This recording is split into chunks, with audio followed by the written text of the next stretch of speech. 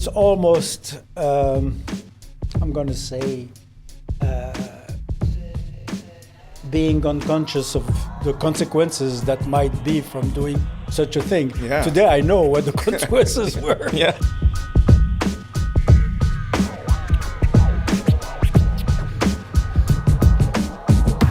Welcome, everybody. My name is Lamar Van Duzen, Managing Director of Phoenix Management Group of Companies. And I am honored here today with my first guest for my podcast, Mr. Joe Ohayon. I've been wanting to do this for a long time, Joe, this podcast. And the reason why I've been wanting to do this is for entrepreneurs that are out there, whether they're young or old, that are looking to start a business or even figure out how to grow their business, is really learning that from people that have done it, that have been in the trenches, that have gone through all of the challenges that they've had in order to succeed. And the reason why I wanted to have you as my first guest is not only do I enjoy, we have a great relationship in business, but we also have a great relationship outside of business. And I learn a lot from you just by us, we'll go for coffee and we'll spend, sometimes 2 or 3, 4 hours just sitting there talking not about business, but about life. And I think that's what business is. It's not just, cookie cutter, here you go, but it's life. It's those life experiences that you have that make you a successful business person because you understand the challenges of life and it puts you through the challenges of business. So I wanted to bring you on, as I said, and let you tell your story and maybe just give yourself a bit of an intro and we'll start the questions and answers. Well, I'm honored that your intro was pretty nice, and I didn't know that's the way you felt anyways, but it's good to know. Where do I start? I mean, my background is, like you said, I've been through so much. Yeah. And so many things in life that I have, that's what gave me a wide outlook on life and business life. I started really at the age of, I'm going to say 18, where I could not go to school. And that was back when I lived in Israel. I'm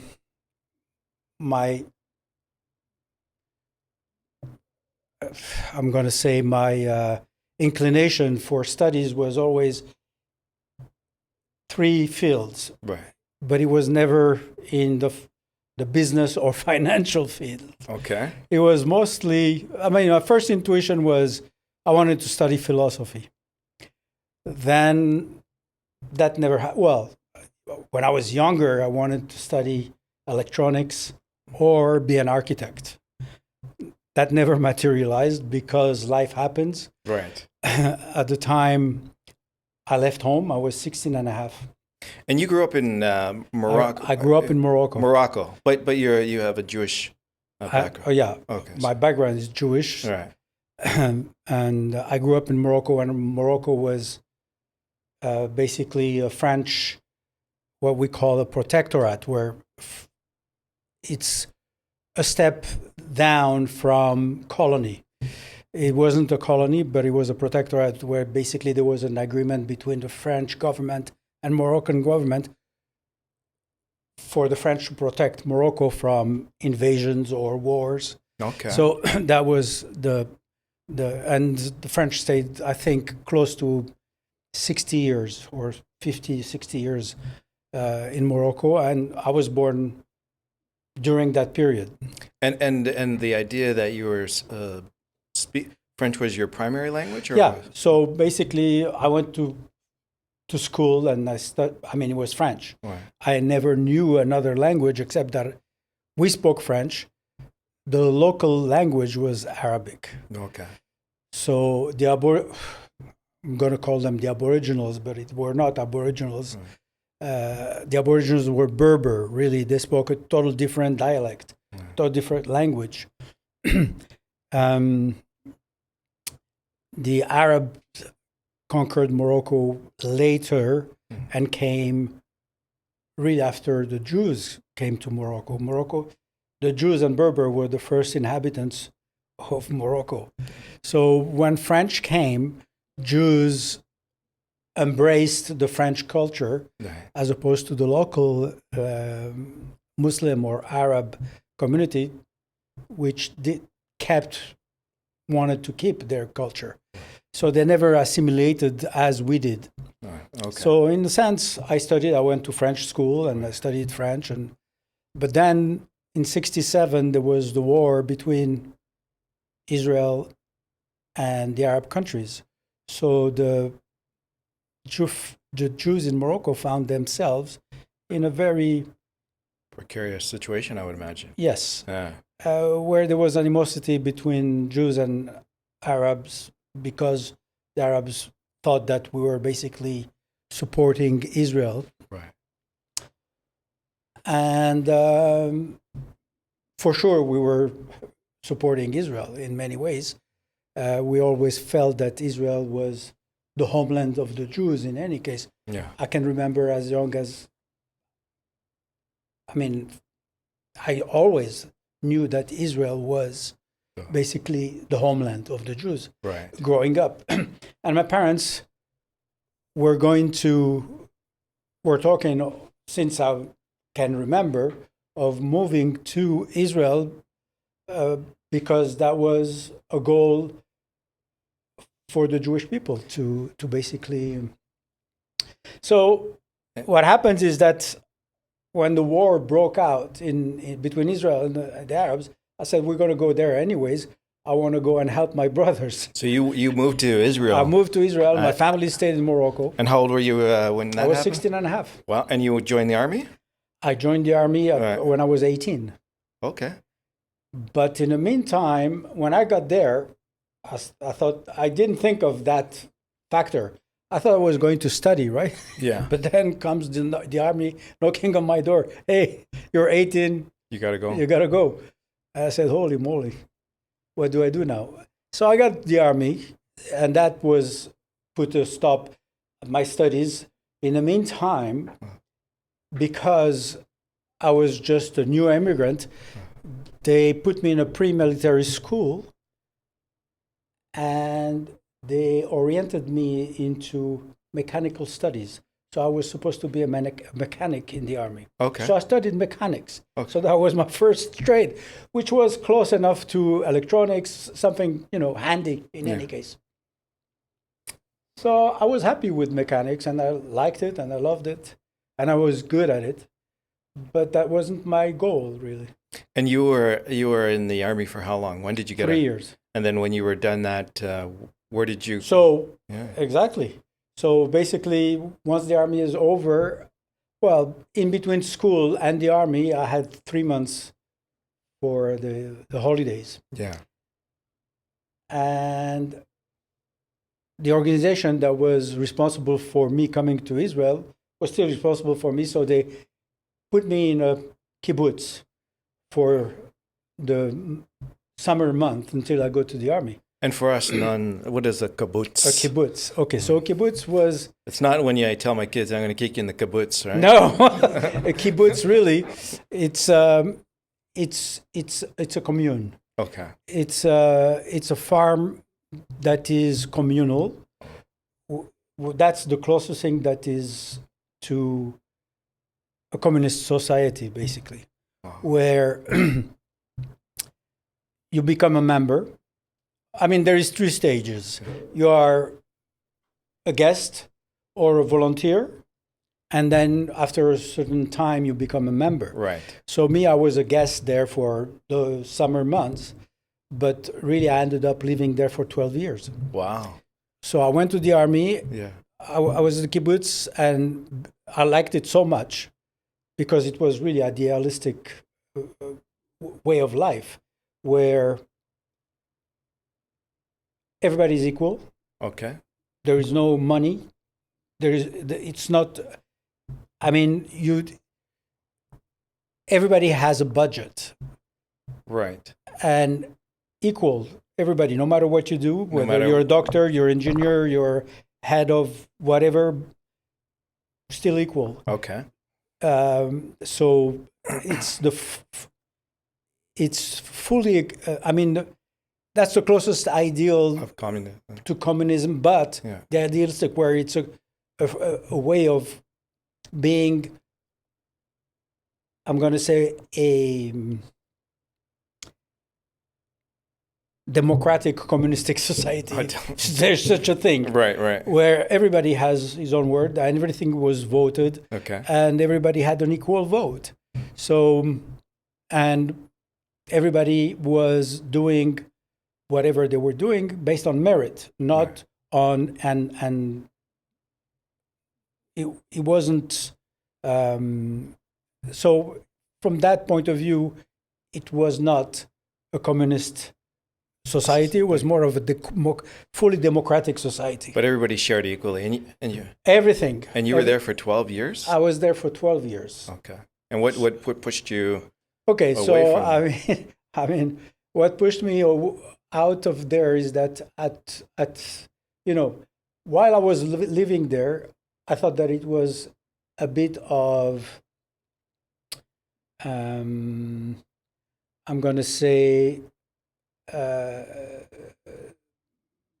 utopia, where this thing is too good to be true and cannot last forever because people have aspirations. And as soon as you have some aspiration in life, you want to not give the credit to the commune. You want to be able to make your own path. Gotcha. You want to be able to trace your own path in a way. Right. And you want to get the full credit for it. So you were Where feeling there- that way? Yeah. You would get credit, but people, since you're equal, Yeah. doesn't matter. Oh, you can't brag about yourself. Let's put it this way. Right. And the natural aspiration or inclination of human being is sometimes, you like to brag. So, and that was something that was missing. So in the back of my head was always like, it's too good to be true. And it turned out to be too good to be true. Okay. What happened is that there were some kind of conflicts, inner conflicts between different groups, Factions, yeah. factions. Yeah. And the kibbutz had to basically be dismantled because they were irreconcilable. Irreconcilable differences? So, yeah. So, and I left, and that was an opportunity for me to. And what year was that roughly? That was in 1978. And from there, where did you go? So from there, I met my wife there. Okay. She's French. She was French. Yeah. Was my first wife. Okay. She was French, and I went to live. I went with her. We went to France and lived there for a while. And did you have a business when you went to France? Is that when you, or what did you do? And what did you you didn't? I was going to go to France and do what I didn't know what I was going to do. My goal was to move to France and see. Okay. I mean, I left. I was open to whatever comes my way, and in many ways, I knew that, with whatever resources that I have, I'll be able to manage. Okay. And at that point, even going back to school was still a possibility. In the meantime, while I was in the kibbutz, I learned not a few trades, but one of my main hobbies was photography. Okay. And I could make a living by being a photographer. So that was one option at the time. So that's what I did while we were in France. I mean, that's not what I did. I mean, I didn't become a photographer. I started working for a family friend. Okay. And it was he was dealing with collectible accessories. I mean, like mostly for people that at the time there were, collecting postcards and stamps, Okay. vintage stuff was big in France. Okay. So he was one of the main suppliers of accessories for collectors. And I worked there for a while until my wife basically decided that she didn't want to stay in France anymore. She wanted to go back to a kibbutz. She liked the kibbutz life. And I said, holy moly. So we went back to Israel, To another kibbutz. to another kibbutz where Oh. my sister lived. Okay. And her kibbutz was a bit more successful than ours. So we lived there for about 3 years Wow. and kept on doing my photography as a, part-time hobby. Mm-hmm. And in the meantime, I was working the fields. Like I worked basically in the potato fields, and for 2 years I worked in the chicken house. Wow. So I was growing chickens. I was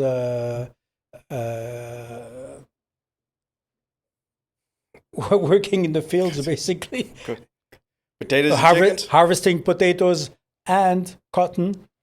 So those were two things that I did coming back to Israel and lived in the kibbutz for 3 years. And all of this, coming from most Canadians or even Americans or North Americans, like if we move an hour away from our home, it's a big deal.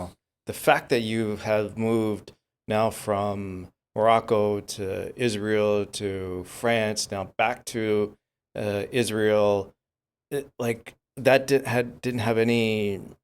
It didn't bother you, or no, eh? No, it didn't bother me. I in a way, it's almost, I'm going to say, being unconscious of the consequences that might be from doing such a thing. Yeah. Today I know what the consequences were. Yeah. But Yeah. in many ways, it was the adventurous part of me that, of what may be or might happen if I make such a move. And I was basically dreaming of possibilities. Gotcha. So, yeah, I mean, like when I remember one of the reasons I left home is because once I read in a French magazine about life in a kibbutz. Right. And I really liked it. Okay. And I said, wow, that's ideal. That's an idealistic wife. And in a way, I know that I'm a little bit idealistic. And I just liked what I read about how kids are brought up and how, I mean, the functioning of the society, how it functions. And I was kind of intrigued by it, and I liked it. I liked what I heard. So when you went back to the kibbutz again. So that was part of the adventurous part of me that wanted to go to Israel first. Right. The second part was that I was also kind of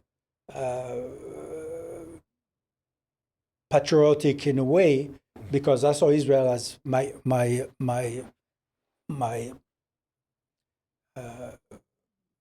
how do you say your home country, your in French, my patrie. In French, it's patrie, right? Okay. Which is my home country or my. So that was the two reasons really why I went to Israel. So everything else that came after that was part of that adventurous that journey for you. Yeah, and then when you came after 3 years, did you leave again and you left the second kibbutz? So basically what happens is that we stayed 3 years in the kibbutz. Mm-hmm. And after 3 years, my ex said, not for me anymore. In the meantime, my first daughter was born. Okay. So when my daughter was born, I started asking questions myself about whether I wanted her to grow in this environment, the environment where you're limited in what the options you might have in life. Because really, the kids that were born in a kibbutz or grew up in a kibbutz became members of the kibbutz, and it was a natural evolution. But they stayed in the kibbutz. Most of them stayed in the kibbutz, and whoever had some kind of aspirations left. Right. I mean, you were free to go and come as you wish. And me, I wanted to make the decision for my daughter, whether I wanted her to grow up and not know or be in dilemma of. So basically, I decided to give her a different options, and give some options to myself. I was a bit of, I wanted a bit more of a challenge. It was too easy to live in the kibbutz. It was really too easy. And you guys, where did you go from when you left the second time? So from there, we went to Jerusalem and lived in Jerusalem. So in Jerusalem, I had a little bit of money in the meantime. Okay, from the kibbutz? From the kibbutz, because the longer you stay, you collect a certain amount that is built up from the years that you lived in the kibbutz. So you live with a little bit of money when you live. I mean, it's your own money. It's kind of a pension fund. Okay. So I got to Jerusalem, and at the time, the reason I went to Jerusalem is because I had friends that lived in the kibbutz and opened in Jerusalem a very, very successful restaurant. Okay. I went to see them, and I was talking to them, and I said, I have a little bit of money. What can I do? Right. I mean, I'd like to invest. And says, well, maybe down the road we'll have opportunities. But in the meantime, I didn't want to count on that, and I decided to go and work in photography. So I got a job in photography. I had an interview. Within basically an hour, I got the job. Okay. And I went back to my friends and I said, hey, listen, I'm starting to work on Monday. Right. He said, oh, no, you can't do that. He says, that's stupid. You don't want to work for nobody. You stay with us. You work with us in the restaurant. And down the road, we'll open something together.